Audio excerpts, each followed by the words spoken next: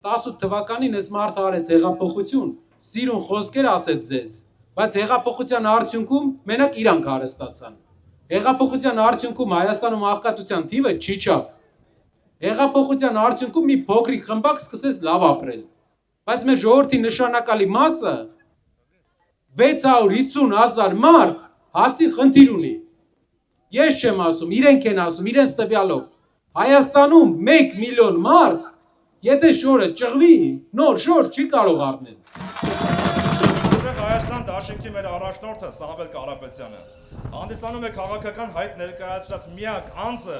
ով գործնականում համոզված ենք, կարող է եւ ցանկանում է կյանքի կոչել իր որդեգրած ազգանվեր նպատակները։ Եվ եթե այսօր մենք ոչ չասենք այս իշխանություններին, այդ 300,000 ադրբեջանցիները հայտնվելու են մեր բնակավայրերում։ Մենք արդեն մի քանի անգամ տեղահանվել ենք եւ պետք է այլևս թույլ չտանք կրկնակի տեղահանումներ։ Հունիսի 7-ին պետք է գնաք ու քվեարկեք ոչ թե թույլ անթասիբ իշխանության, թույլ բանակցող ու թույլ ղեկավարի օգտին, այլ ուժեղ Հայաստան կերտող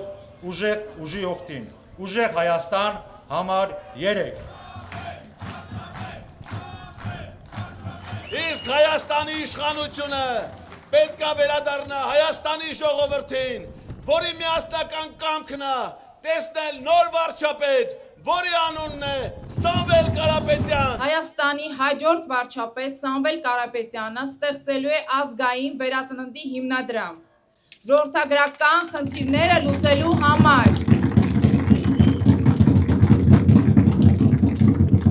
Յուրաքանչյուր 4-րդ երեխայի ծննդյան դեպքում ընտանիքները ստանալու են 2 միլիոն դրամ, իսկ 5-րդ երեխայի համար բնակարան։ Մեր խոստումը երաշխավորում է Սամվել Կարապետյանը։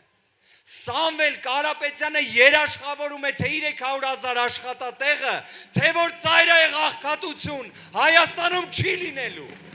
լինելու, այո։